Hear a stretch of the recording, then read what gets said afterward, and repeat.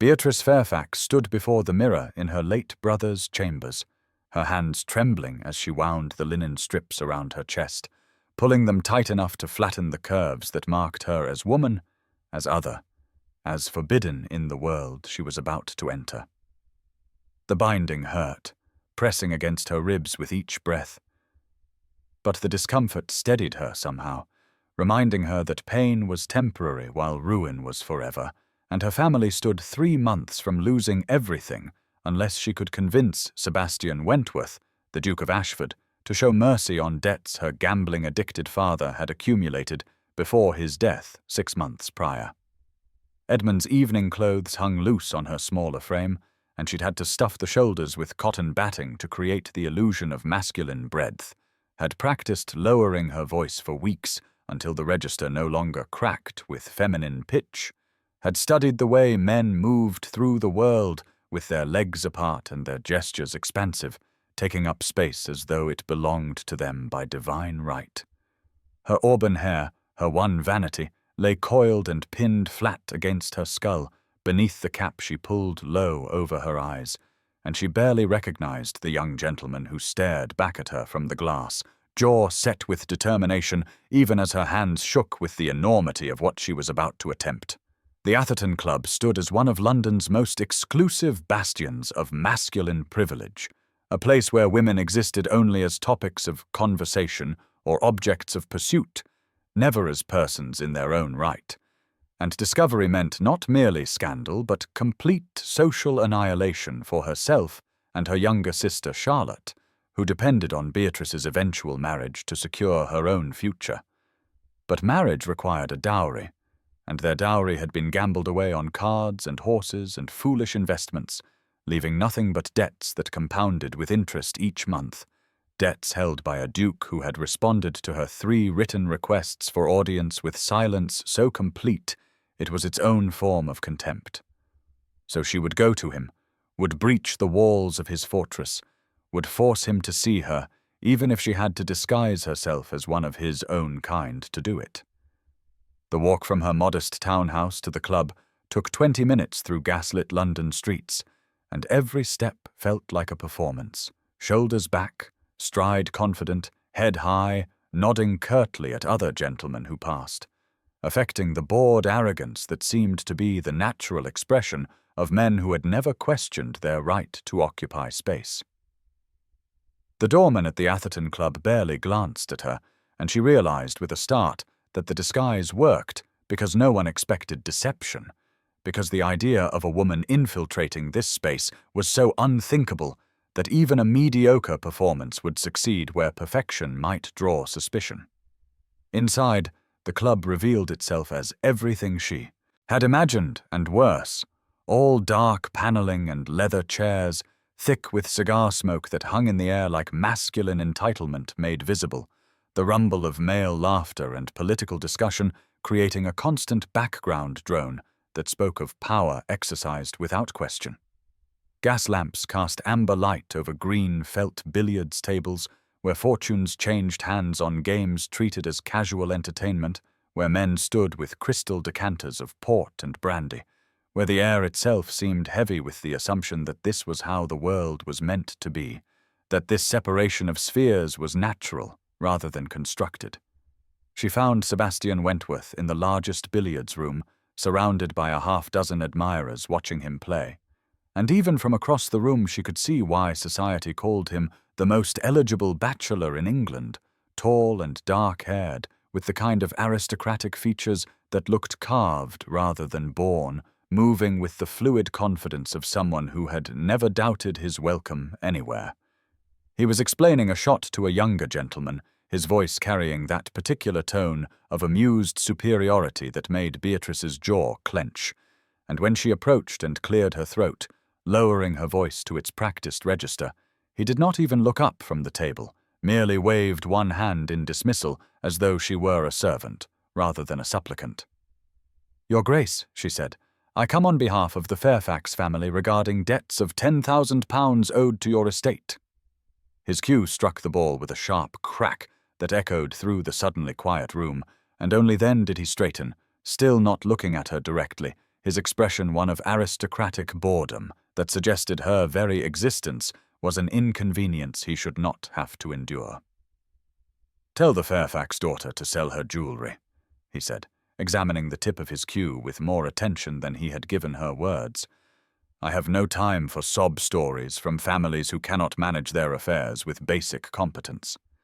The casual cruelty of it, the dismissal without even the courtesy of eye contact, sent heat flooding through her chest, fury mixing with desperation in a combination that burned away caution. "Then perhaps you will make time for sport," she said, and this time her voice came out steadier, clearer, pitched to carry across the room. "One game, Your Grace. I win, you forgive half the debt. You win, I will find a way to double our payments within the year." That got his attention finally, his dark eyes lifting to her face, and she saw the exact moment he registered her as something other than a minor irritation, saw his gaze track over her borrowed clothes and too youthful features, saw the smirk that curved his mouth with something that might have been amusement or might have been contempt.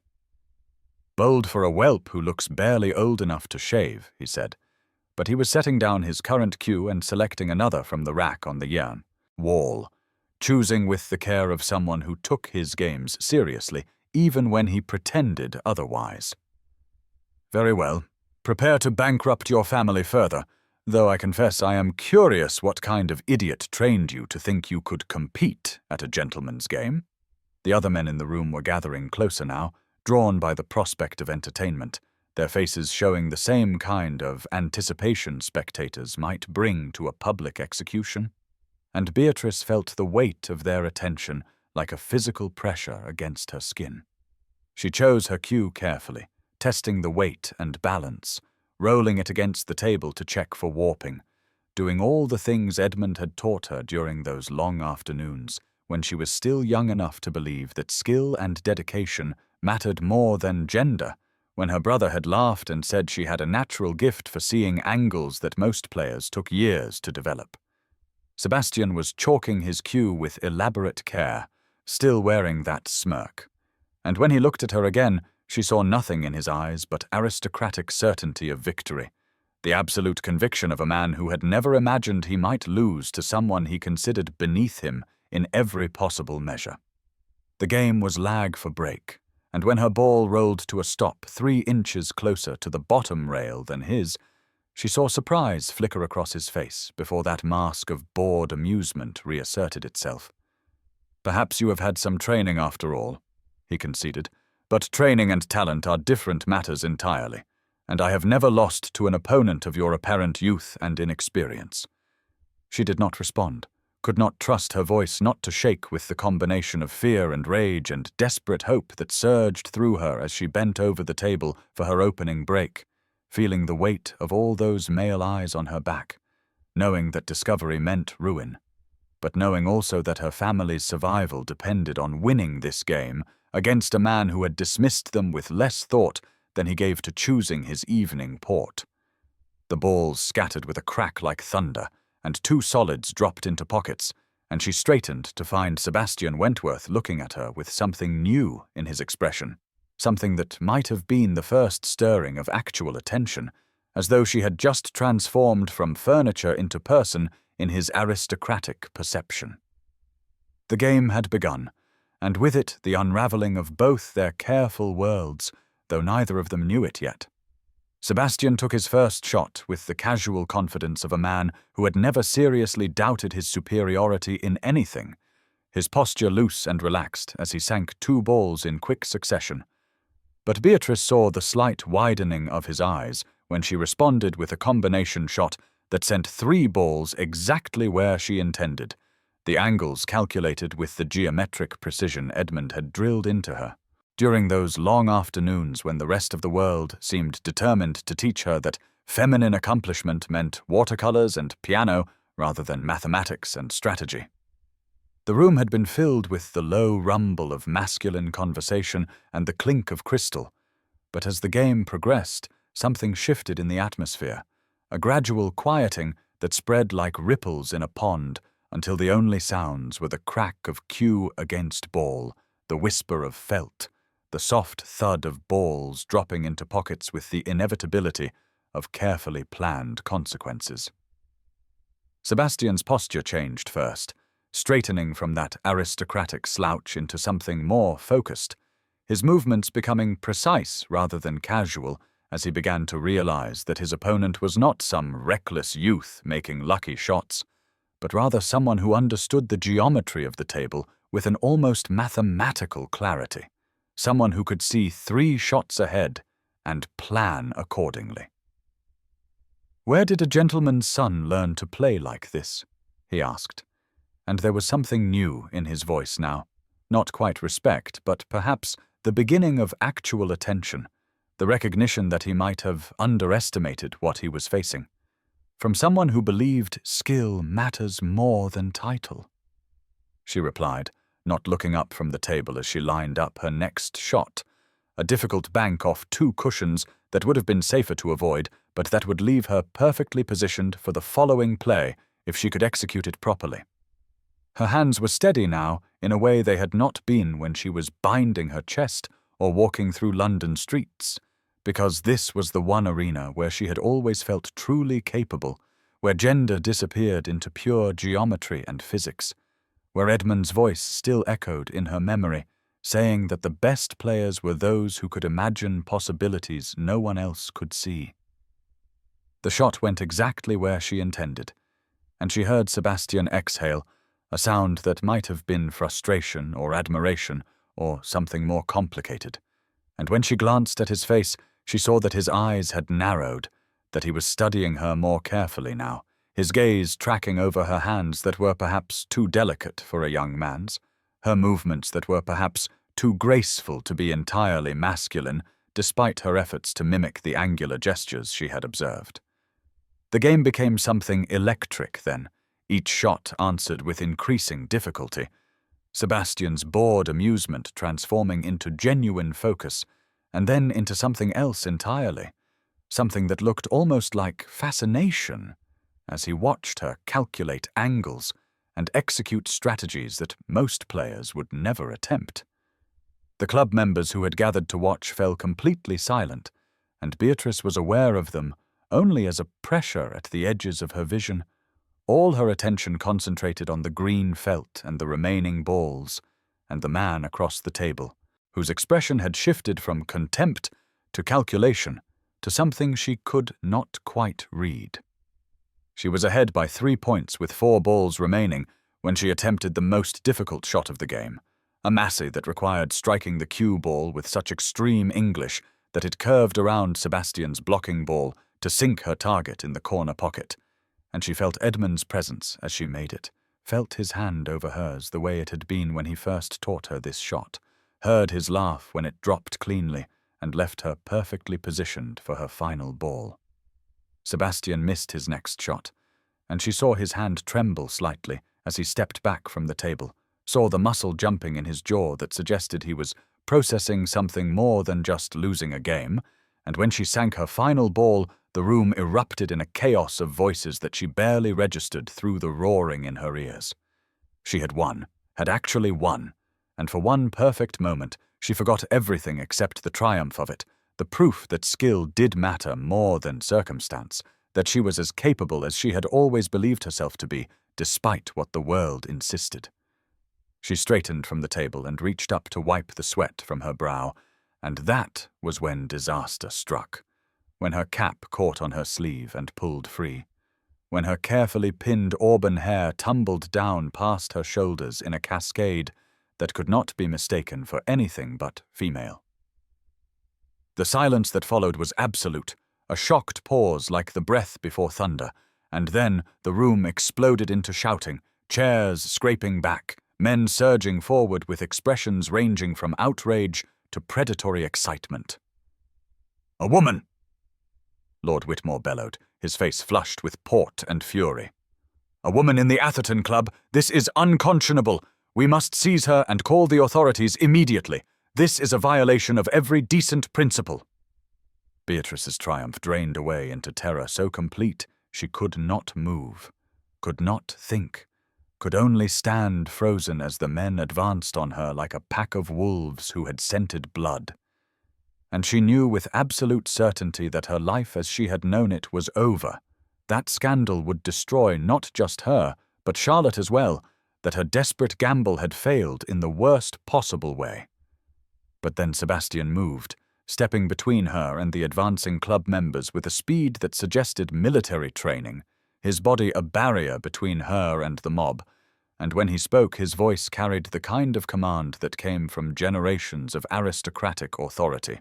The absolute expectation of obedience that dukes wielded like a weapon. "Touch her, Whitmore, and you will answer to me," he said.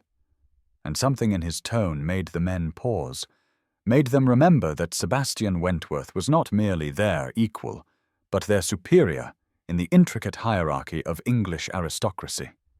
The pause gave him the opening he needed, and he turned to face Beatrice, and she saw something in his eyes that might have been calculation, or might have been something else entirely, something that looked almost like the recognition of a kindred spirit, as though he had seen in her something he had been searching for without knowing it.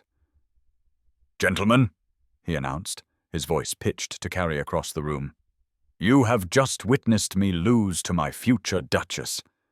Miss Fairfax, will you do me the honor of becoming my wife?" The words hit her like a physical blow, and for a moment she could not process them, could not reconcile the aristocratic stranger who had dismissed her request with casual cruelty with the man who was now proposing marriage in front of London's most exclusive gathering of masculine power. "You cannot be serious," she managed to say, her voice coming out breathless and higher than she intended, all her careful masculine performance shattered along with her disguise. "I have never been more serious," he replied, and there was something in his expression that suggested he meant it, though whether from honor or amusement or some more complicated motivation, she could not begin to guess. "Say yes, or face scandal. I am offering you a choice." It was not really a choice, they both knew that, because the alternative was ruin so complete that even death might be preferable. But there was something in the way he framed it, in the way he stood between her and the hostile crowd, that suggested he understood exactly what he was taking from her even as he offered rescue. The gas lamps seemed to brighten, spotlighting them in a tableau that would be gossiped about in drawing rooms across London within hours. The Duke and the woman who had dared to infiltrate masculine sanctuary, who had beaten him at his own game in forbidden territory, and Beatrice felt the weight of all those watching eyes, all those shocked faces, some scandalized and others almost intrigued, as though they were witnessing something unprecedented, and could not quite decide whether it was disaster or entertainment. She looked at Sebastian's extended hand, at the face that showed nothing but aristocratic certainty, despite what must be roiling beneath that careful surface. And she thought about Charlotte waiting at home, about the estate that would be lost within months, about the fact that she had gambled everything and lost it all, despite winning the game. "Yes," she heard herself say, the word torn from her throat by necessity rather than desire. "Yes, I will marry you." The room erupted again, but this time the chaos felt different, as though the narrative had shifted from scandal to spectacle, from crime to romance, the kind of story that society would reshape into acceptable form through sheer force of collective will. Sebastian's hand closed around hers, warm and steady, and she felt the trembling in her own fingers, the terror and confusion and desperate relief mixing together until she could not separate one emotion from another. He drew her closer, not quite an embrace, but close enough that she could smell his cologne, something expensive and subtle that spoke of a world so far removed from her own that they might as well be different species. And when he spoke again, his voice was low enough that only she could hear. "I will explain everything," he said, "but for now, trust that I am offering you safety, even if I cannot offer you choice." She wanted to argue, wanted to demand explanations immediately, wanted to rage against the fact that she had freed herself from one trap only to fall into another. But the crowd was pressing closer now, voices raised in congratulation and speculation, and Sebastian was guiding her toward the door with one hand at the small of her back, creating a path through the chaos, through sheer force of aristocratic will. The last thing she saw as they exited the billiards room was the green felt table where she had won and lost everything in the space of a single game, where her brother's lessons had proven both triumph and disaster, where her life had irrevocably changed in ways she could not yet begin to comprehend. And she knew with absolute certainty that nothing would ever be the same again. The carriage ride to Sebastian's townhouse passed in a blur of gaslit streets and her own ragged breathing, and Beatrice sat as far from him as the confined space allowed, her borrowed coat pulled tight around her shoulders even though the night was not particularly cold, the trembling in her hands having nothing to do with temperature and everything to do with the complete dissolution of the life she had known just hours before. Sebastian said nothing during the journey, merely watched her with that unreadable expression that might have been concern or calculation or aristocratic assessment of damaged goods, and she hated him for his silence almost as much as she hated herself for the desperate gratitude that warred with her fury, because he had saved her even as he had trapped her, had offered rescue that felt indistinguishable from capture. His townhouse rose before them like a monument to everything she would never be, all white stone and perfect proportions, the kind of address that appeared in marriage announcements and society columns, that spoke of wealth so old it had calcified into assumption rather than achievement. And when he handed her down from the carriage, his touch was impersonal, careful, as though she were a piece of valuable but fragile cargo that might shatter if mishandled. Inside, the entrance hall stretched upward into shadows punctuated by more gaslights than her family home possessed in its entirety, and servants materialized with the silent efficiency of those trained to anticipate aristocratic needs before they were spoken, taking her brother's coat and cap without comment, though their eyes betrayed their shock at her masculine attire. Sebastian spoke quietly to his housekeeper, an older woman whose face showed nothing but professional courtesy, despite what must have been tremendous curiosity, and within minutes Beatrice found herself in a guest chamber, being helped into proper feminine clothing, borrowed from Sebastian's younger sister, who was conveniently visiting friends in Bath, and would not miss a single gown from her extensive wardrobe. The dress was beautiful, all ivory silk and delicate lace, but it hung loose on Beatrice's smaller frame, and made her feel like a child playing dress-up in her mother's clothes, a little girl pretending to belong in a world that would always see her as interloper rather than equal.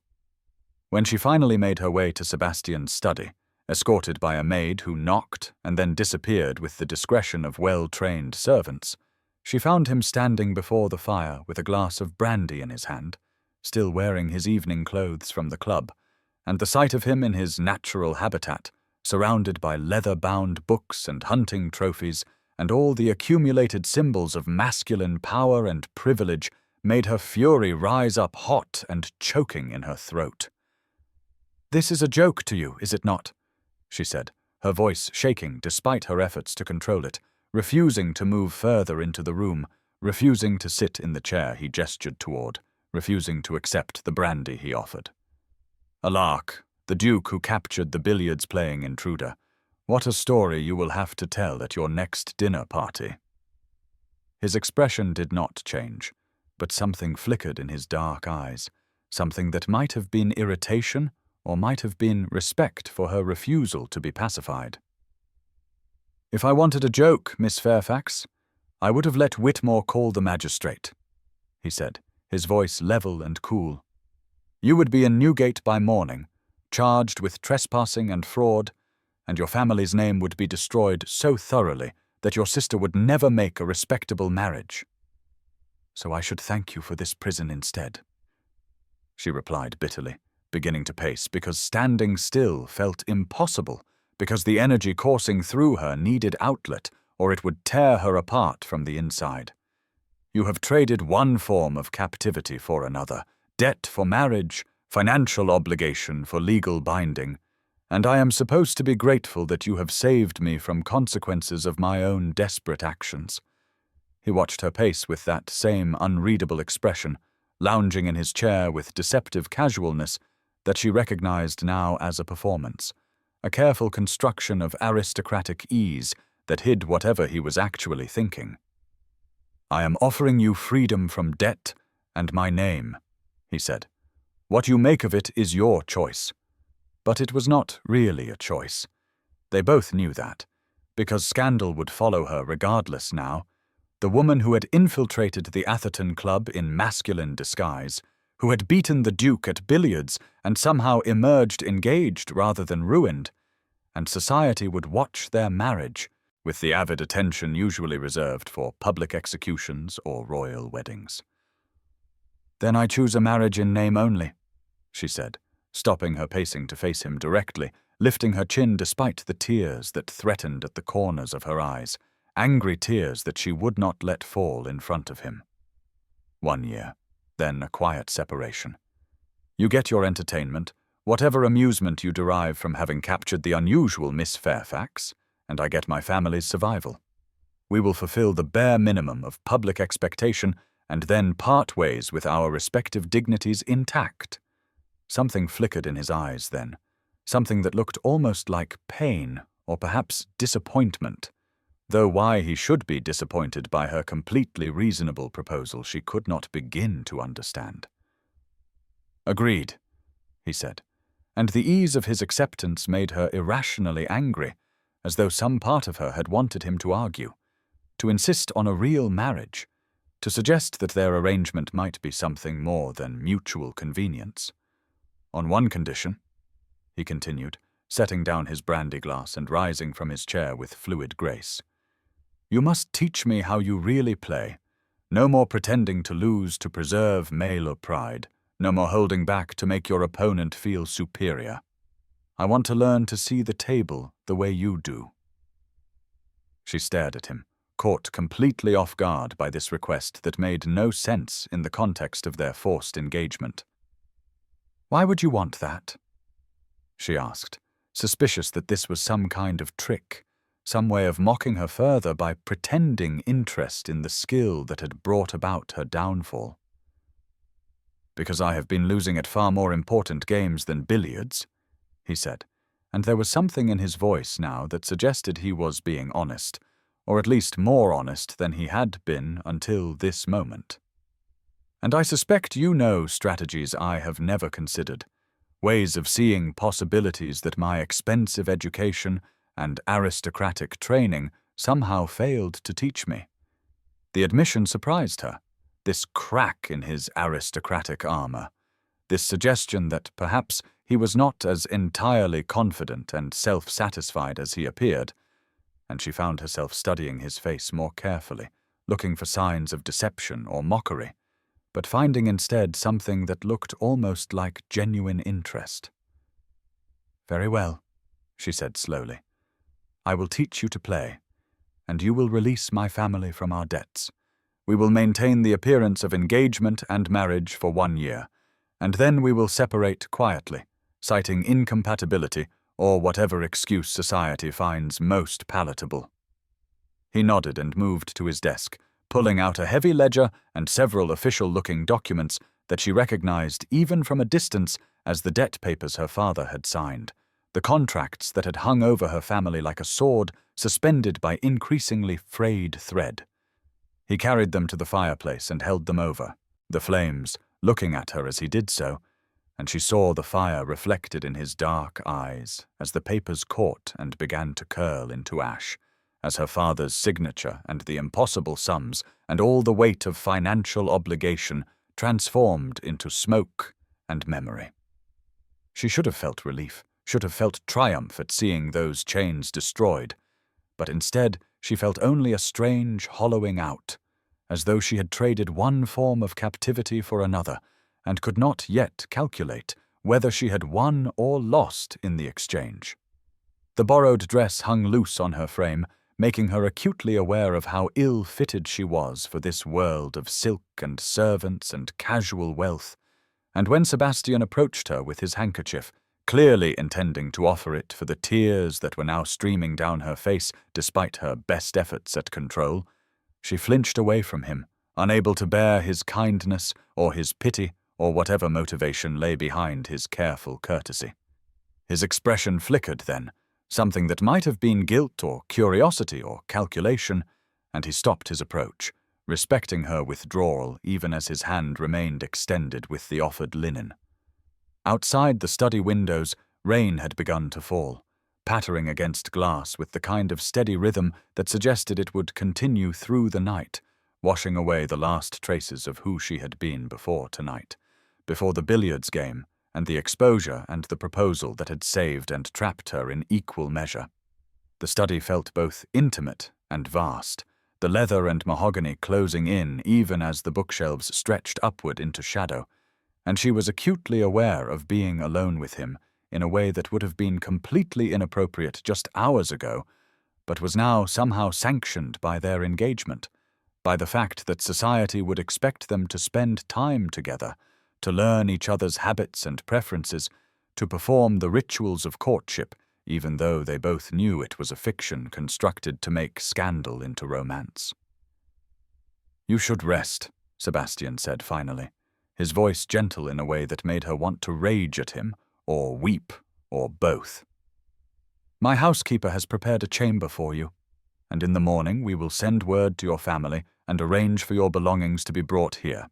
The engagement will be announced in the Times by afternoon, and by evening all of London will be discussing how the Duke of Ashford was so captivated by a woman's skill at billiards that he proposed on the spot. They will make it romantic, turn our mutual trap into a love story, and we will smile and accept their congratulations and play our parts until the curtain can finally close." She nodded, too exhausted suddenly to argue, too drained by the emotional violence of the past hours to do anything but accept his direction. And when he opened the study door and summoned a maid to escort her to her chamber, she went without protest, looking back only once to see him standing before the fire, the burned debt papers now nothing but ash in the grate, his expression unreadable as he watched her leave. The guest chamber was beautiful, all cream and gold with a canopied bed that could have slept 4 people comfortably, and she dismissed the maid and stood at the window watching rain streak the glass, trying to make sense of how her desperate gambit to save her family had transformed into this strange new captivity.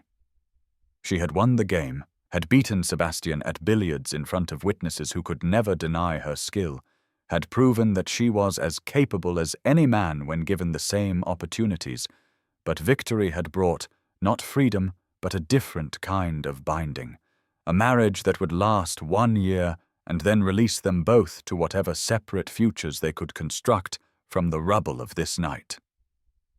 Dawn was creeping through the curtains when she finally climbed into the enormous bed, still wearing the borrowed silk gown because she had nothing else.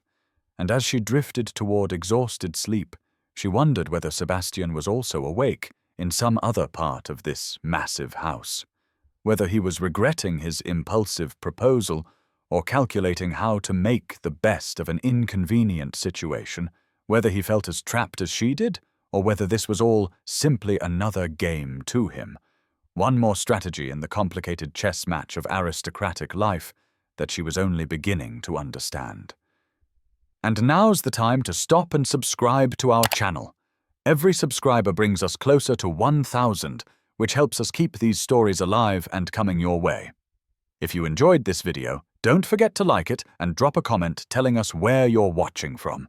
It's always amazing to see how far these tales travel across the world. Now let's continue.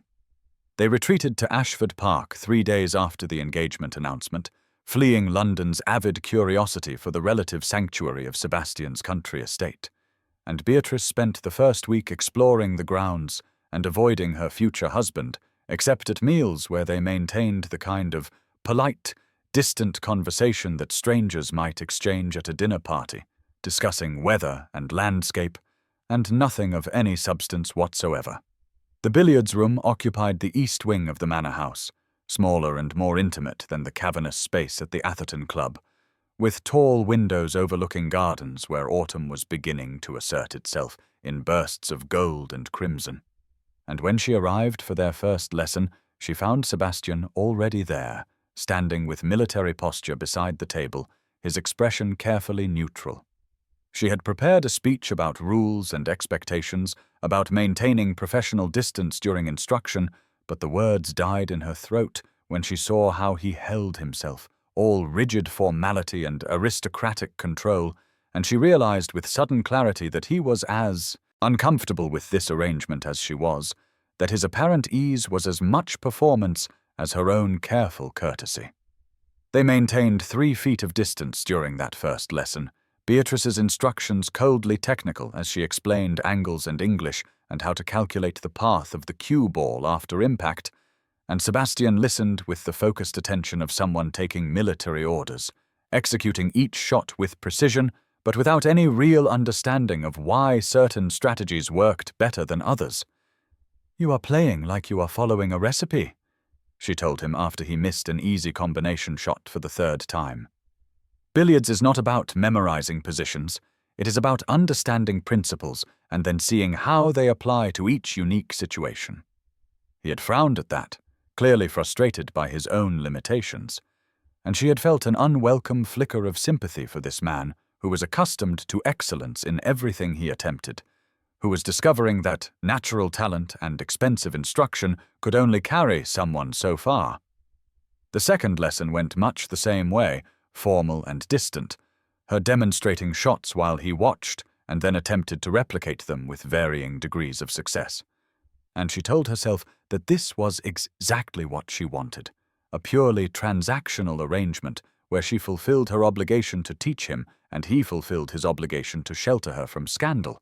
And in 1 year they would part as cordial acquaintances who had never really known each other at all. But during the 3rd lesson, something shifted, some indefinable change in the atmosphere that Beatrice could not quite identify until Sebastian made an impossible bank shot she had taught him, the kind that required visualizing angles that seemed counterintuitive, and he laughed with genuine delight at his success, the sound so unexpected and unguarded that she found herself smiling in response before she could stop herself. "That was perfect," she said, and meant it, because the shot had been genuinely impressive, showing that he was beginning to internalize the principles rather than just memorizing positions. "You are starting to see the table differently now, starting to understand that what looks impossible is often just unexpected." His face transformed when he laughed, she noticed, all that aristocratic distance dissolving into something warmer and more human, and she felt her own careful walls beginning to crack despite her best efforts to maintain them. Over the following weeks, the lessons became less formal, the 3-foot distance shrinking to 2 feet, and then to whatever proximity was necessary for proper instruction, and Beatrice found herself forgetting to be guarded when she was explaining strategy, her enthusiasm for the game overriding her determination to remain aloof and professional. "You are playing like you are afraid to fail," she told him during their 5th lesson, when he chose a safe shot, over a risky one that would have been far more effective. "This shot requires confidence, requires believing that you can make it even when logic suggests otherwise." "Confidence," he said, and there was something sharp in his voice, from the woman who had to disguise herself as a man to be heard. The words stung, and she felt heat flooding her face, felt the familiar anger rising at this reminder of her humiliation. "I disguised myself because your world refuses to see women as anything but ornaments," she replied, her voice tight with barely controlled fury. "Because I knew that walking into that club as myself would have resulted in immediate dismissal, that my skill and my family's need would matter less than the fact that I lacked the proper anatomy to be taken seriously." He was quiet for a long moment, and when she finally looked at his face, she saw something there that might have been shame or recognition, or both. "You are right," he said quietly. "I apologize. That was unfair." Another pause, longer this time, and then, "Teach me to play like you, like someone with nothing left to lose." The request surprised her, the honesty of it, and she found herself studying him more carefully, seeing past the aristocratic armor to something more vulnerable underneath. "Very well," she said, and began teaching him not just technique, but philosophy, explaining how Edmund had always said that the best players were the ones who could imagine possibilities no one else sees, who could look at a table full of obstacles and see opportunities instead. Sebastian proved to be a quick study once he stopped trying to follow the rigid rules of gentlemanly play, once he allowed himself to take risks and attempt shots that conventional wisdom said were impossible, and she felt an unwelcome pride in his progress, in the way his face would light up when he executed a particularly difficult combination, or when he finally understood why an unconventional angle worked better than the obvious approach.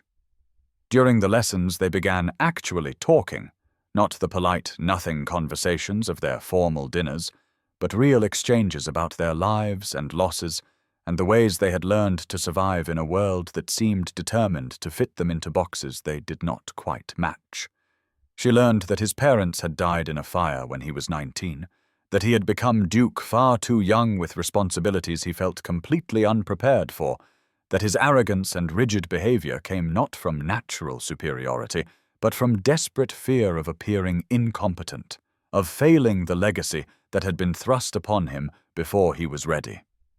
He learned that she had been managing her family's estate for years after her father descended into gambling addiction following her mother's death, that her brother Edmund had died in a riding accident just 2 years ago, that her billiards skill came from those long afternoons when Edmund would take her to their old barn to escape their father's dark moods, teaching her geometry and physics through the medium of felt and ivory balls. Edmund always said the best players are the ones who can imagine possibilities no one else sees, she said softly during their 8th lesson, when Sebastian asked why she always seemed to find solutions that never occurred to him. That the game is not about what is, but about what could be, if you are willing to risk everything on a single shot. "Is that what you do?" Sebastian asked, watching her face with an intensity that made her suddenly self-conscious. "See impossible possibilities." "I did once," she replied, focusing on the table rather than meeting his eyes. "Before I learned the world has very narrow ideas about what is possible for people like me. Perhaps the world needs better imagination," he said, and there was something in his voice that made her look up, made her meet his gaze and see something there that looked almost like respect, like genuine regard rather than aristocratic condescension. The physical proximity required for proper instruction built a tension she had not anticipated. Moments when she needed to adjust his stance or correct his grip and her hands would brush against his coat, when he would lean close to see the angle she was demonstrating, and she would catch the scent of his cologne mixed with chalk dust, when their eyes would meet across the table and hold for just a moment too long before one of them looked away. There was the lesson when she overreached across the table to demonstrate a particularly difficult shot and lost her balance, and Sebastian caught her before she could fall, his hands strong and steady on her waist, and they both froze in that position, breath catching, acutely aware of the warmth of his touch through the thin fabric of her day dress. He released her immediately, stepping back with an apology that sounded almost strangled, and she had turned away to hide the flush in her cheeks, telling herself that her racing heart was merely from the shock of nearly falling and not from anything else, certainly not from the way his hands had felt or the concern in his eyes. She began arriving early for their lessons without quite meaning to, finding excuses to be in the billiards room before the appointed time, and she would notice that Sebastian was often already there, practicing shots she had taught him, or simply standing at the window, watching the autumn colors deepen in the gardens. The servants began bringing tea service without being asked, having noticed that the Duke and his intended Duchess were spending increasing amounts of time together in the East Wing, and sometimes the lessons would extend far beyond their scheduled hour, both of them reluctant to leave this space that had become somehow theirs, a sanctuary from the expectations and performances required everywhere else. She caught him watching her sometimes, his gaze tracking her face as she calculated angles, and when she asked what he was looking at, he said, that he was fascinated by the intelligence in her eyes, by the way her whole expression changed when she was working through a complex problem, and she did not know how to respond to that, so she simply returned to her demonstration, trying to ignore the warmth that bloomed in her chest at his words. He asked about her life with genuine curiosity, not the polite, superficial questions of social obligation, but real interest in how she had managed an estate, what strategies she had used to stretch insufficient funds, what it was like to carry responsibility that society insisted she should not have to bear. And she found herself answering honestly, surprised by how good it felt to be truly heard, to have someone listen to her answers and remember details and ask follow-up questions days later. The billiards room transformed over those 6 weeks from a space of obligation into something else entirely. The afternoon light streaming through tall windows making dust motes dance in the air, the rhythmic click of balls and the soft whisper of felt becoming a kind of music, chalk dust marking their fingers and sometimes their faces when they forgot themselves enough to brush hair back without thinking. The leaves outside turned from green to gold to crimson, autumn settling over Ashford Park with the kind of beauty that felt almost melancholy, and Beatrice would sometimes pause in the middle of a lesson to watch the view, thinking about how temporary all of this was, how in less than a year she would leave this place and this man and return to her modest life. And the thought brought not relief but a hollowness she refused to examine too closely. Neither of them acknowledged what was happening, both maintaining the fiction that this was simply fulfilling the terms of their agreement, that the growing ease between them was merely the natural result of spending time together, that the way they began to anticipate each other's thoughts and finish each other's sentences was just convenience rather than connection. But servants gossiped and noticed the way the Duke smiled more during these weeks than he had in the 2 years since his parents' death, noticed how Miss Fairfax's sharp edges seemed to soften when she was teaching, how sometimes they would find the pair of them talking long after the lesson should have ended, sitting on the window seat with teacups forgotten and growing cold, speaking with the kind of intimacy that suggested they had forgotten anyone else existed. The lessons became the center around which both their days revolved, and Beatrice found herself thinking about Sebastian at odd moments, remembering something he had said or wondering what he would make of a particular strategic problem, and she told herself this was simply intellectual interest, professional investment in her student's progress, and had nothing whatsoever to do with the way her heart would lift when she walked into the billiards room and found him already there, waiting. For her, face lighting with a smile that felt meant only for her, that transformed his aristocratic features into something warm and open and achingly vulnerable. The season began with all the inevitability of a storm gathering on the horizon, and their return to London felt like leaving sanctuary for battlefield, trading the quiet intimacy of Ashford Park's billiards room for the glittering, vicious world of society that would judge their union with the kind of avid cruelty that passed for entertainment among the aristocracy. Beatrice spent the morning of the Whitmore ball constructing armor from silk and stays, her maid pulling her corset tight enough that breathing became a conscious effort, arranging her hair in elaborate coils that felt like a crown of thorns, fastening jewelry borrowed from Sebastian's family vault that weighed heavy as chains around her throat, and when she finally looked in the mirror, she barely recognized the woman staring back. All perfect posture and forced composure, every inch the Duchess she was pretending to become. Sebastian waited for her at the bottom of the stairs, devastatingly handsome in his evening clothes, and something flickered in his eyes when he saw her, something that might have been admiration or might have been concern, and he offered his arm with the kind of formal courtesy they had abandoned during their weeks at the estate, both of them slipping back into performance mode as easily as donning masks. The Whitmore ballroom glittered with what must have been 1,000 candles, all that flame and crystal creating an atmosphere that was simultaneously magnificent and suffocating, the air thick with expensive perfume and the weight of judgment. And the moment they were announced, Beatrice felt the attention of the entire room fix upon them like a physical pressure, felt the whispers start immediately, a constant undertone of malice beneath the orchestral music that made her want to turn and flee back to the carriage.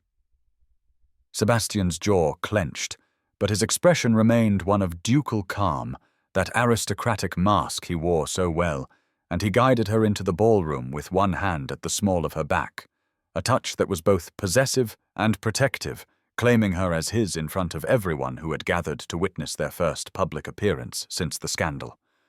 The whispers followed them like a wake, cutting and cruel in the way that society excelled at, speculation about whether the Duke had lost a wager or his mind, whether Miss Fairfax had actually trapped him, or whether this was some elaborate joke they were not sophisticated enough to understand, and Beatrice kept her chin high and her expression serene, even as each barbed comment landed like a physical blow. They had made it perhaps 20 minutes into the evening, accepting congratulations from those brave or curious enough to approach them directly, when Lady Henrietta Tilney materialized from the crowd like a particularly elegant viper, all golden curls and pale blue silk, and a smile that did not reach her ice-colored eyes.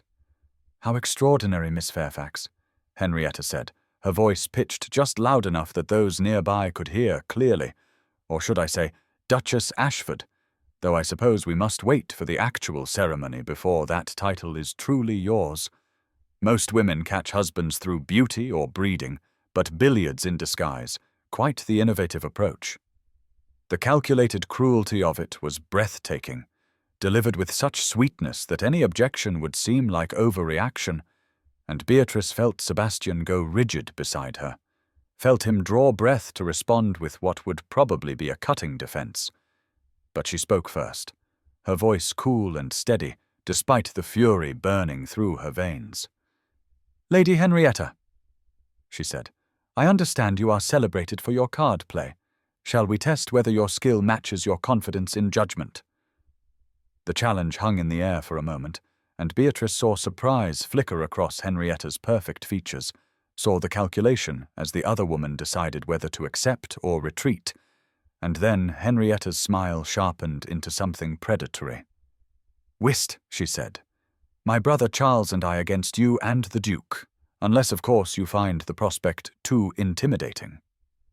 Sebastian's hand tightened briefly on Beatrice's back, a question and an offer of support, and when she glanced at him, she saw not concern, but something that looked almost like pride, like he had been waiting to see whether she would fight back or submit to society's cruelty.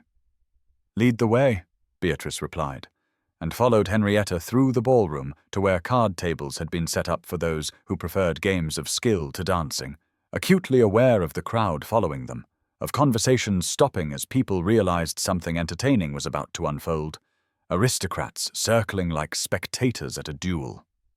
The card table became a battlefield, 4 chairs arranged with mathematical precision, Charles Tilney arriving to partner his sister with the same ice-colored eyes and calculating expression, and as they took their seats, Beatrice felt the weight of perhaps 50 people pressing close to watch, their breathing and whispers creating a sound like wind before a storm. Sebastian sat across from her, their eyes meeting for just a moment, and in that glance passed an entire conversation, a wordless communication built from 6 weeks of lessons and growing understanding. And she knew with absolute certainty that they could do this, that whatever else was uncertain between them, in this arena, they were perfectly matched. The first hand was cautious, both pairs testing each other's strengths and weaknesses, but by the second hand, Beatrice felt herself falling into the rhythm of strategy, reading the cards and the players with the same geometric clarity she brought to billiards, calculating probabilities and psychological tells, and she realized that Sebastian was doing the same, that they were thinking in parallel, anticipating each other's moves with uncanny accuracy.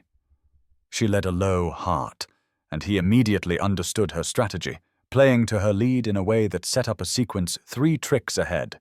And when they took that trick along with the following 2, she saw surprise register on Henrietta's face, the first crack in that perfect composure.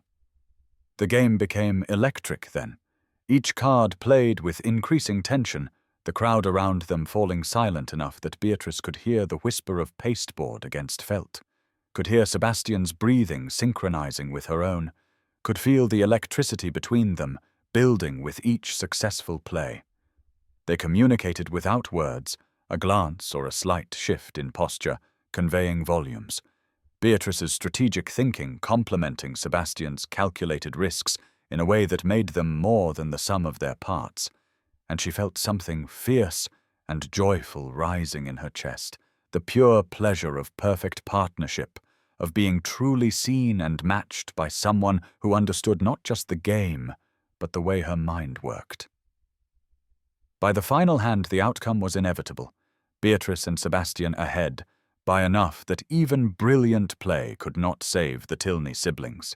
And when Beatrice played the final card that sealed their victory, the crowd erupted into applause and speculation, voices rising with the kind of excitement that came from witnessing something unexpected and thoroughly entertaining.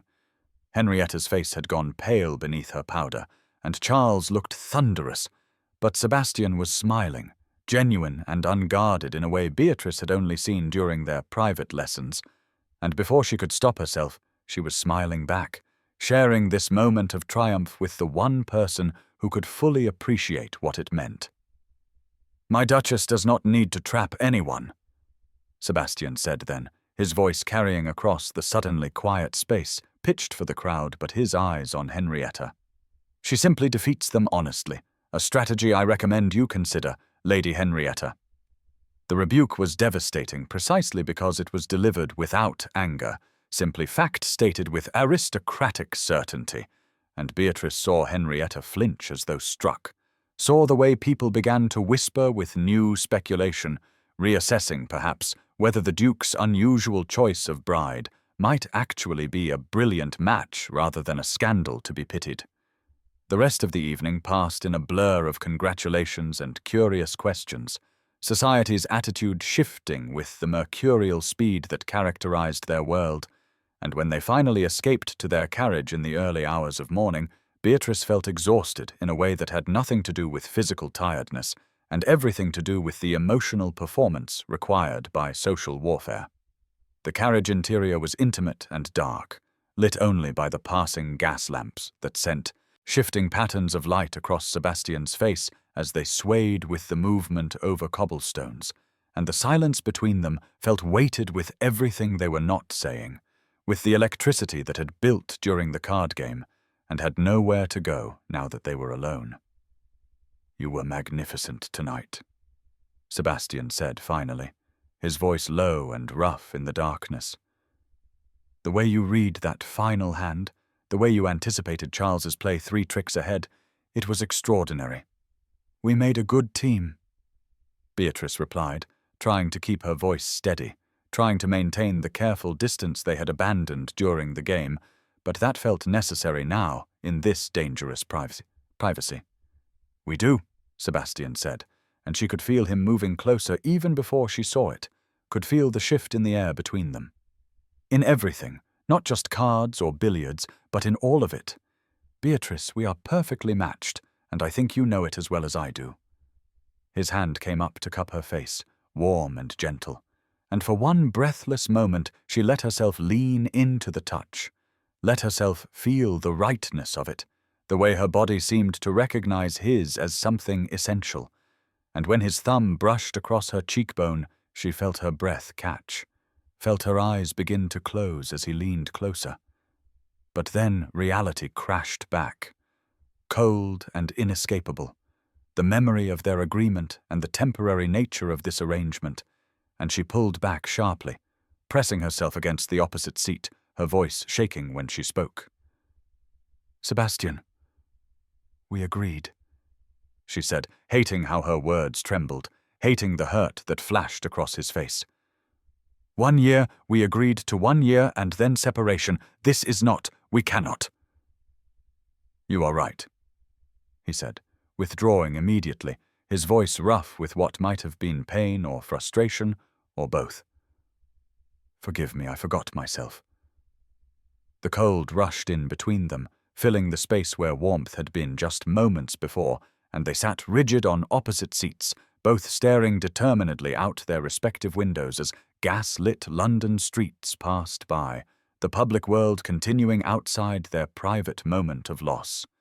Beatrice felt tears threatening and forced them back through sheer will, refusing to cry in front of him, refusing to acknowledge what she had just rejected, or why the rejection felt like tearing something vital from her own chest.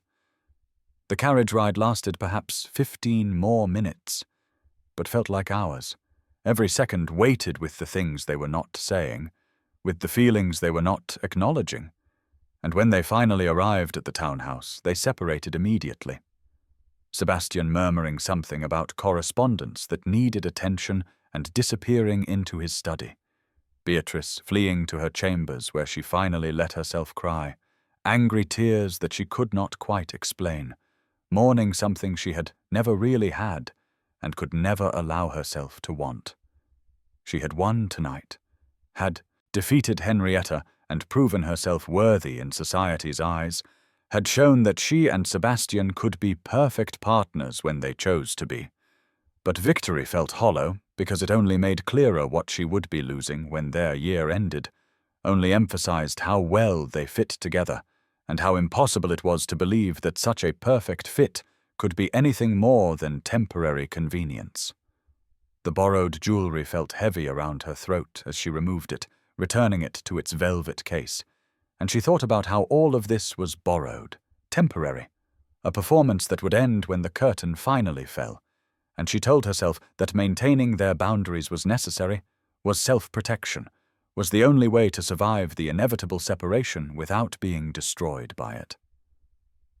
But as she climbed into bed and listened to the sounds of the house settling around her, she could still feel the ghost of his hand on her face, could still see the hurt in his eyes when she pulled away, and she wondered whether protecting herself from future pain was worth the present ache that seemed to be hollowing her out from the inside, leaving her empty in a way that felt worse than any scandal or ruin could have been.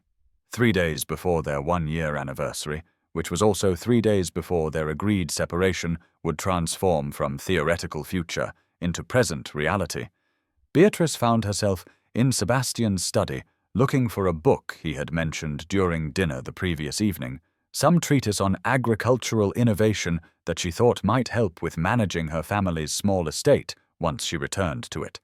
And she was searching the shelves near his desk when she knocked over a stack of papers that scattered across the leather surface like evidence at a trial. She bent to gather them automatically, not intending to read private correspondence, but her own family name caught her eye on one document, and then she saw her father's signature, and confusion turned to ice-cold horror as she began to understand what she was looking at.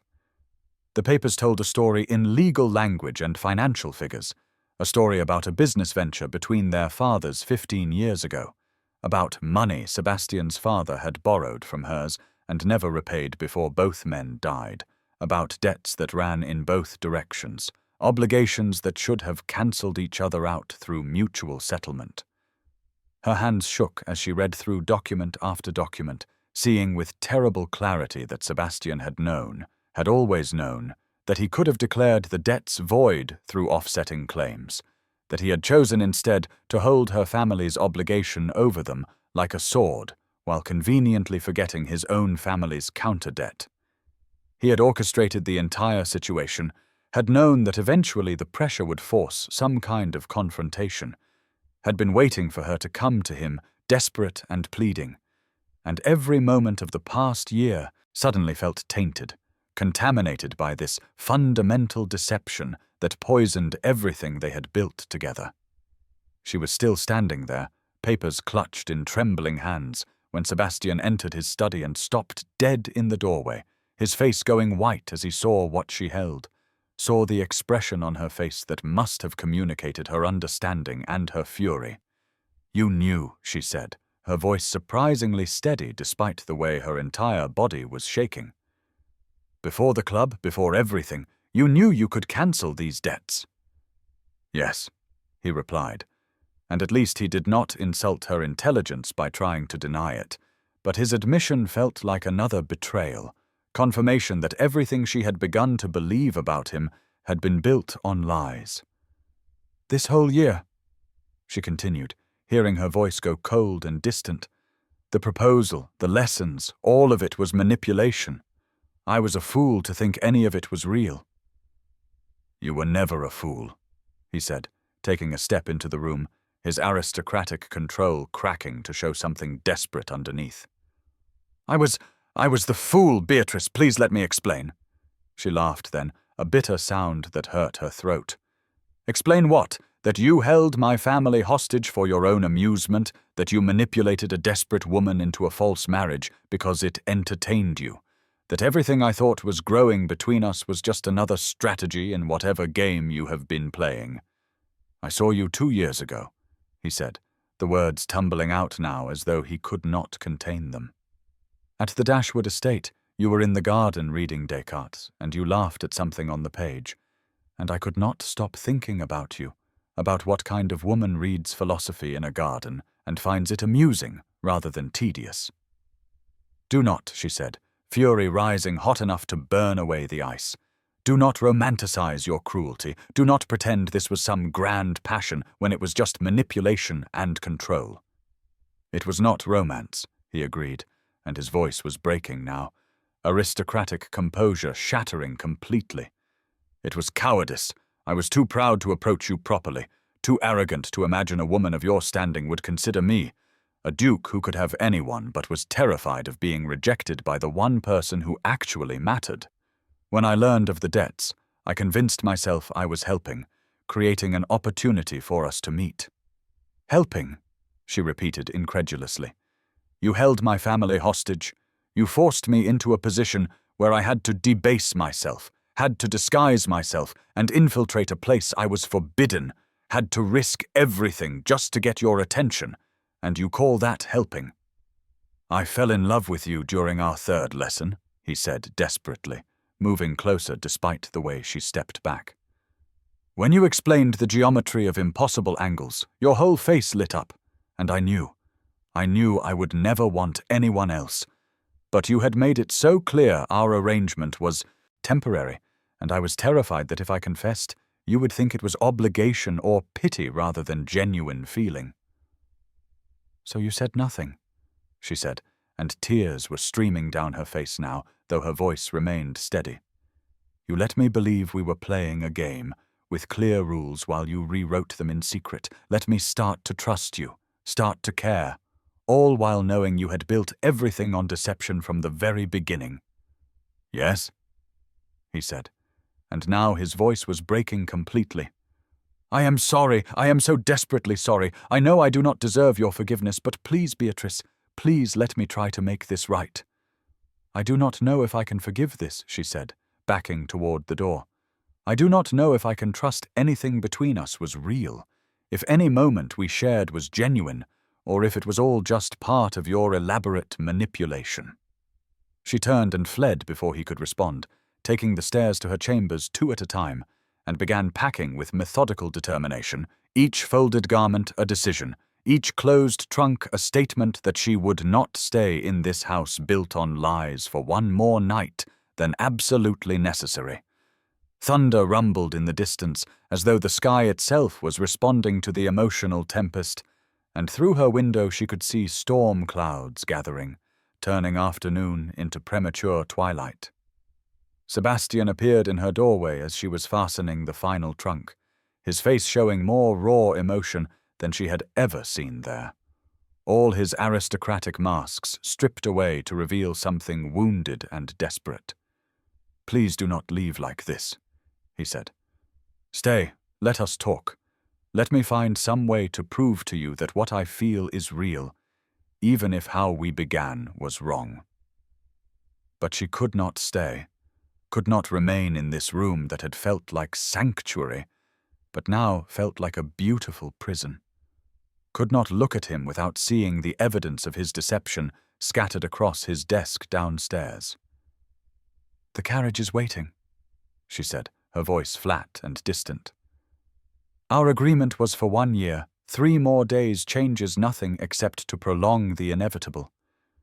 When she moved to pass him in the doorway, he caught her arm, gently but firmly enough to stop her, and she saw tears in his eyes, which shocked her because she had never imagined Sebastian Wentworth capable of crying. "I love you," he said, the words torn from him like a confession. "I know I have no right to say it. No, I have forfeited any claim to your regard through my own cowardice and manipulation. But it is true, and has been true for longer than I can bear to admit."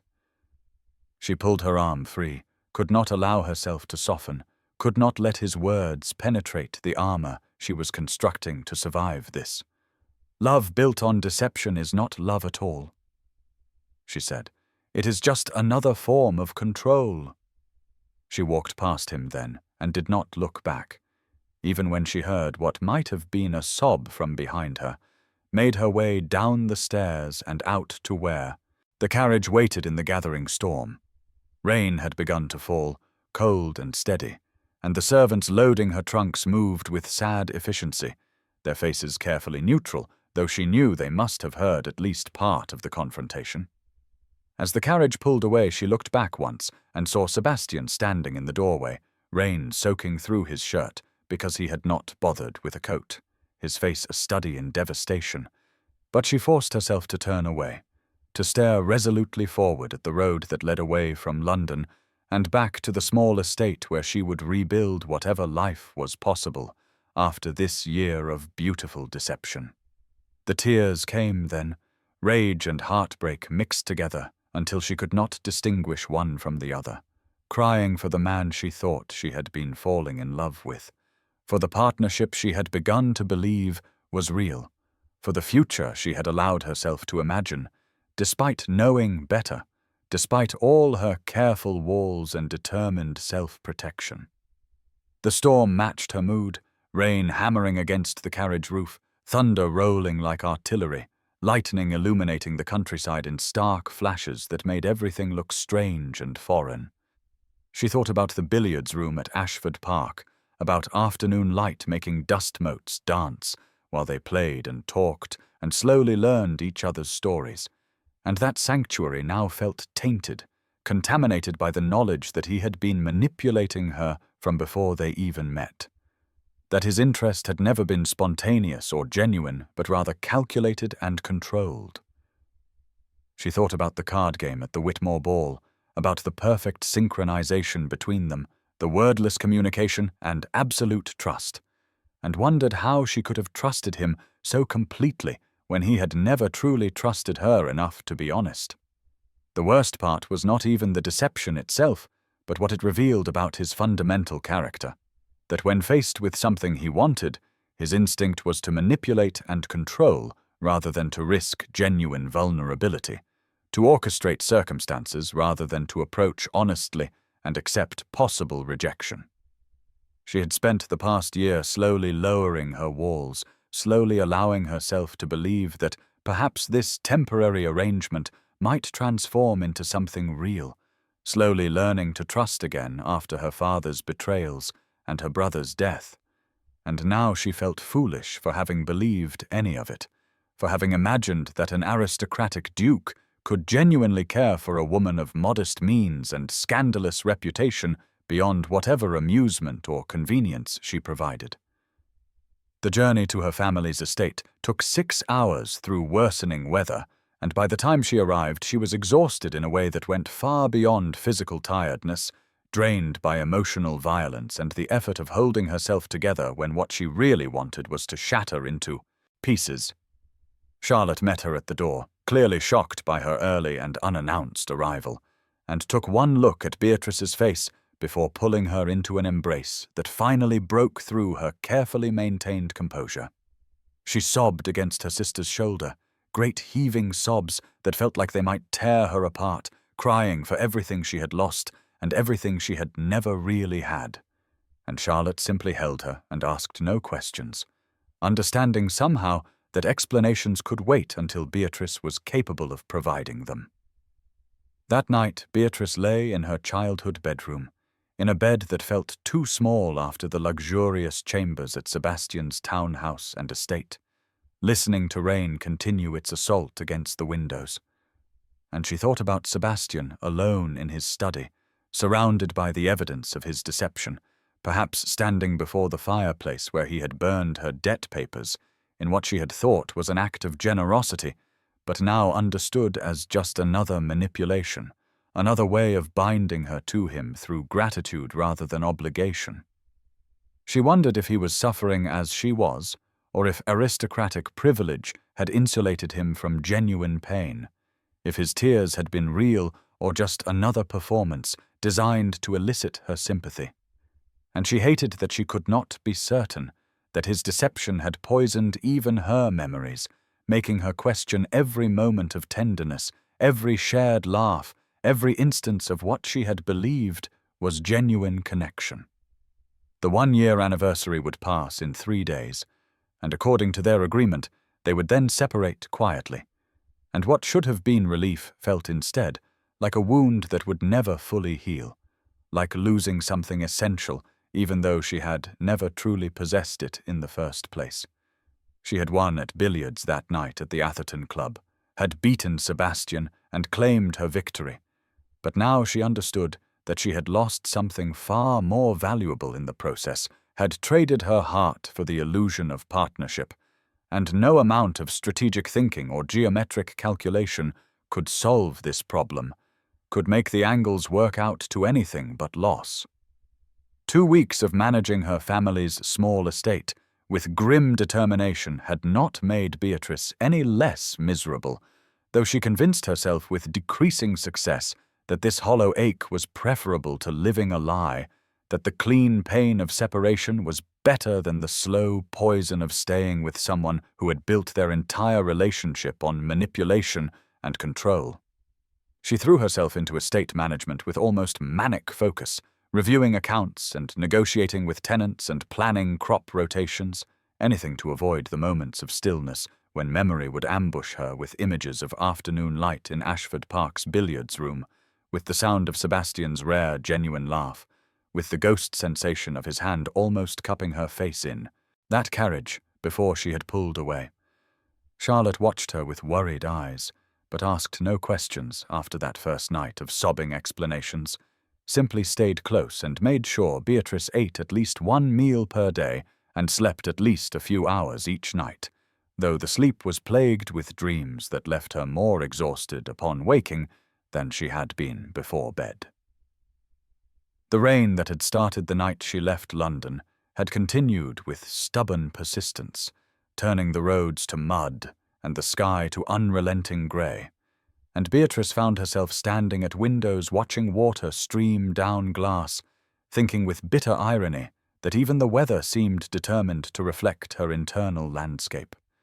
She was in her father's old study reviewing quarterly reports when Charlotte burst in without knocking, her face showing a complicated mixture of shock and something that might have been hope or might have been concern. "He is here," Charlotte said breathlessly. "The Duke. He arrived on horseback, alone. And Beatrice, he looks like he has ridden through hell to get here." Beatrice's first instinct was to refuse to see him, to send word that she was not receiving visitors, to maintain the boundaries she had drawn when she left London, but curiosity and something deeper she refused to examine warred with her determination until curiosity won by the narrowest margin.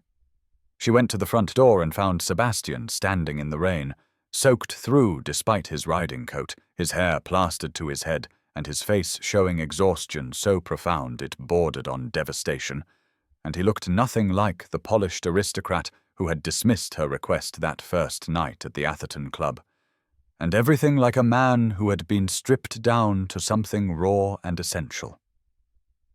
"I am not here as a duke or a husband," he said before she could speak, his voice hoarse, as though he had been shouting or perhaps weeping. "I am here as a man who loves you and has done everything wrong, and I am asking you to give me one chance to do something right. And you think 1 game of billiards will fix this?" she said, trying to maintain her anger, but finding it harder than expected in the face of his obvious suffering, in the face of how undone he appeared. "No," he replied, "but it is the only language we have both been honest in, the only space where we have ever truly seen each other without masks or performances. So let me be honest now. I love you, I have freed you legally. There is an irrevocable trust established that will pay your family an annuity regardless of whether you stay married to me or never speak to me again. You have real freedom now, real choice, and I am asking you to play for 1 month of your time. Let me court you as I should have from the beginning. Let me prove that what I feel is genuine, even if how we began was unforgivable. She should have refused, should have sent him away, should have protected herself from further hurt, but something in his eyes, something desperate and genuine that she had never seen there before, made her hesitate, made her wonder whether perhaps they were both broken enough to understand each other's damage. "Where?" she asked, and saw relief flash across his face so intense it looked painful. "Your barn," he said, "where your brother taught you, where this all began before I corrupted it with my manipulation. I have prepared the space, cleaned the table. All I am asking is for you to play 1 game with me. If you win, I will arrange our separation and never contact you again. You will be free of me in every way that matters. If I win, you give me 1 month to court you properly. No obligations, no debts, no games beyond the honest pursuit of your heart." She studied his face, looking for signs of deception or manipulation, but found only exhaustion and desperate hope, and after a long moment she nodded once, sharp and decided. "Very well, 1 game.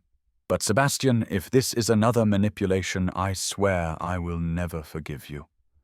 "I know," he said simply. "I am counting on it to keep me honest."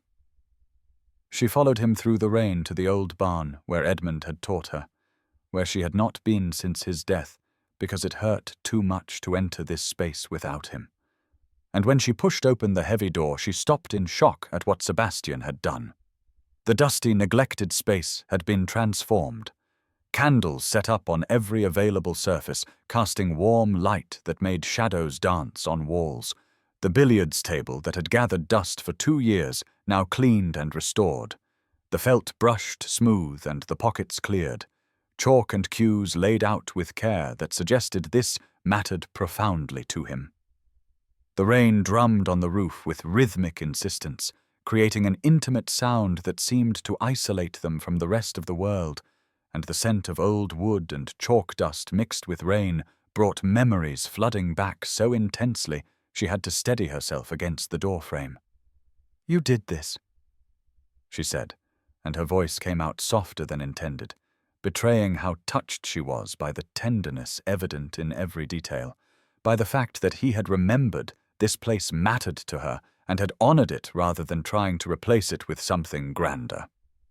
"I did," he confirmed, "because this is where you learned to see impossible possibilities, where your brother taught you that skill matters more than circumstance. And I wanted to meet you here, in the place where you have always been most yourself, where neither of us can hide behind aristocratic performance or social expectation." They took their positions on opposite sides of the table, and Beatrice felt her hands steady in the way they always did when she held a cue, felt herself settling into this element where she had always felt most capable and most free. They lagged for break, and her ball stopped closer, so she took the opening shot, breaking with controlled force that scattered balls across the felt with satisfying cracks. The game progressed in charged silence, each shot calculated and executed with the skill they had both developed, and Beatrice found herself falling into the familiar rhythm of strategy and geometry, the world narrowing to green felt and ivory balls, and the man across from her who watched not the table, but her face, his focus not on winning, but on something else entirely. It was close, brutally close, coming down to final balls with them separated by only a single point, and when Sebastian lined up his last shot, she saw with sudden clarity that he was using a strategy she had taught him, an unconventional bank off 2 cushions that most players would never attempt, seeing an angle that was not obvious but that she would have chosen herself. The ball dropped cleanly into the corner pocket, and the game was his, won by that single point, and she stared at the table, processing not just her loss, but what it meant, what he had just demonstrated. You let me win, she said slowly, not a question but a realization. At the club, that first game, you let me win. He met her eyes directly, no evasion or aristocratic deflection. I did, he said. For about 5 minutes I was the arrogant ass you believed me to be, playing casually and expecting easy victory. Then you made that bank shot off 3 cushions, angles I had never considered, and I stopped caring about winning. I just wanted to see what you would do next. Wanted to watch your mind work. Wanted to understand how you saw possibilities that were invisible to me. Why? She asked, and her voice was shaking now, walls beginning to crack. Because watching you think is the most beautiful thing I have ever witnessed, he said, taking a step closer, but not close enough to crowd her, giving her space to retreat if she needed it. Because you see angles no one else sees, in billiards, in life, in me. You saw past the Duke to the man who was terrified of being insufficient, who had been playing by rigid rules his entire life because he was afraid that deviation would reveal how inadequate he actually was. You taught me to take risks, to see unconventional strategies, to believe that impossible shots were merely difficult rather than unachievable. And somewhere in those lessons I fell in love with you so completely that everything else became secondary. I have been just as afraid, she said, and the admission felt like stepping off a cliff, like free fall with no certainty of landing safely. Afraid to believe anyone could want me for myself, not for what I could provide or manage or fix, not as a curiosity or an amusement, but as someone worth choosing freely. My father chose gambling over his family. My brother died and left me, and I convinced myself that being needed was safer than being wanted because need was quantifiable, but want was terrifyingly subjective. Then let us both be brave, Sebastian said. And now he did move closer, close enough that she could see rain still dripping from his hair, could see the vulnerability in his eyes that matched what she was feeling. Let us choose each other clearly, freely, with full knowledge of our flaws and our fears and our tendency to protect ourselves by building walls that keep out hurt, but also keep out joy. You are asking a lot, she said, but she was already moving toward him, already closing the distance between them with steps that felt simultaneously terrifying and inevitable. I am asking for everything, he replied, because you deserve someone who will, because half measures and careful boundaries and temporary arrangements are not enough. Not for this, not for us. She kissed him first this time, claiming her agency in choosing love rather than simply accepting rescue, rising on her toes to press her lips to his with all the desperate hunger of 2 weeks separation and months of denial. And she felt his stillness for just a moment, as though he was afraid to move and shatter this fragile moment.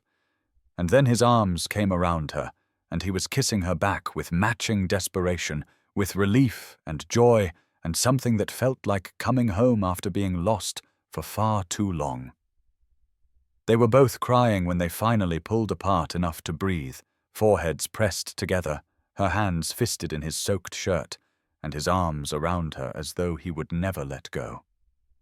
1 month, she said against his lips, trying to maintain some semblance of control, even as her entire body was betraying how much she wanted to surrender. To court me properly, to prove that this is real. I will need at least 3, he replied, smiling against her mouth in a way she could feel more than see. I intend to be very thorough, intend to court you so properly that you will have no doubt whatsoever about my intentions or my regard. The candlelight made everything soft and forgiving. The rain continued its intimate percussion on the roof, and they stood in the barn where Edmund had first taught Beatrice to see impossible possibilities, where she was now choosing to believe in the most impossible possibility of all, that 2 broken people could find each other and build something whole from their combined damage. 6 months later, they stood in the same barn, now decorated with late spring flowers and filled with the few people who mattered most, and renewed the vows they had originally spoken in a London church before hundreds of aristocratic strangers. But this time the words meant something different. This time they were choosing each other with full knowledge and deliberate intention rather than obligation or convenience. Charlotte cried through the entire ceremony, happy tears this time, and even Sebastian's sister, who had returned from Bath, looked moved by the obvious devotion between them, by the way they could not stop looking at each other as though still amazed by their good fortune.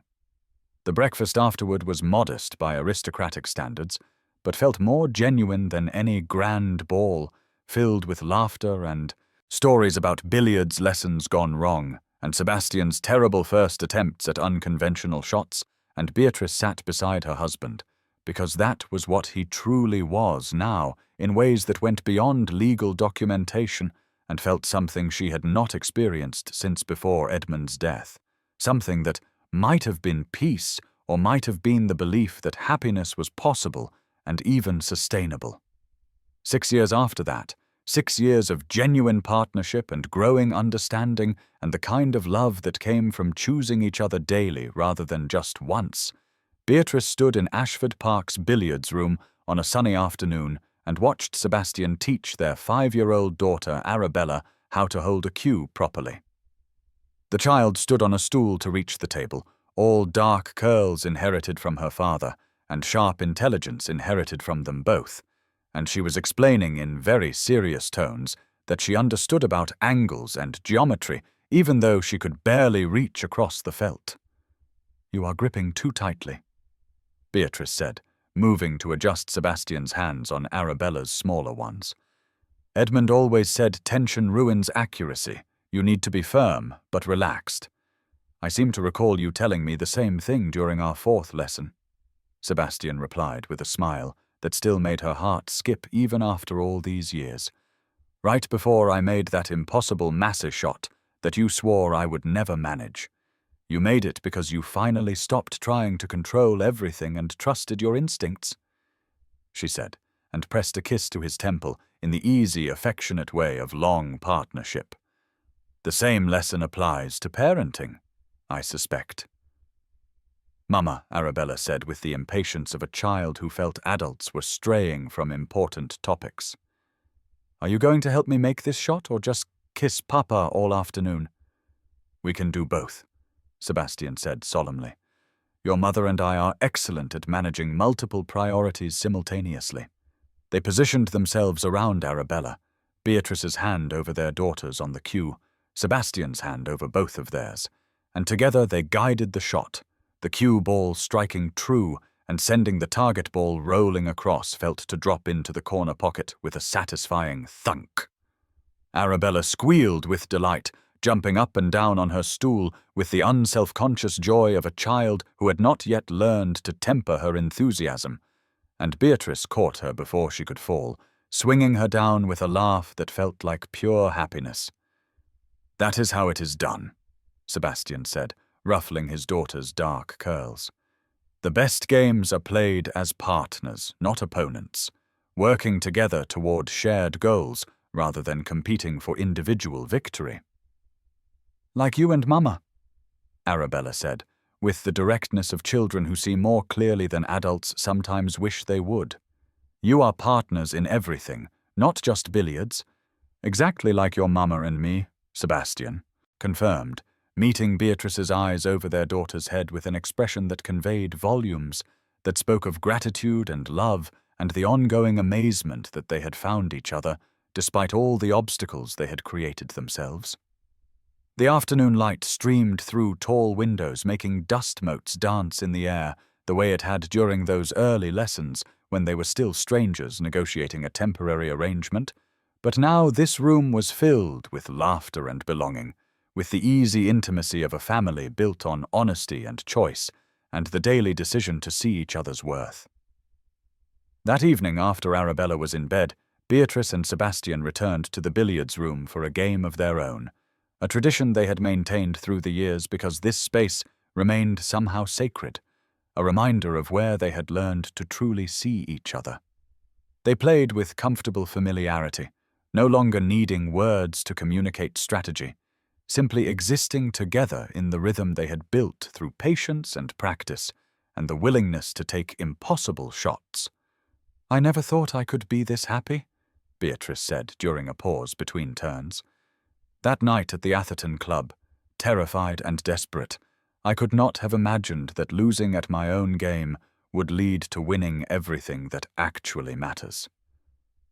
"You did not lose," Sebastian corrected gently, moving close enough to pull her into his arms.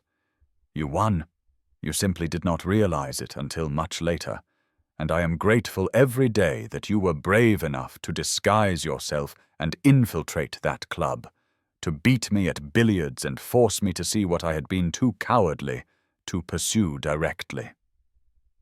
They stood like that for a long moment, swaying slightly in an embrace that needed no music, and through the windows the sun set over Ashford Park's grounds, painting everything in shades of gold and crimson, and Beatrice thought about impossible possibilities, about the woman who had once believed skill was all she had to offer, and the man who had once believed control was the only path to security, and how they had learned together that the best victories were the ones achieved through partnership, through the willingness to be vulnerable, through choosing each other not once but continuously, every day, every impossible shot, every risk taken with steady hands and hearts brave enough to believe that some games change the players in ways that make winning and losing irrelevant compared to the joy of playing together.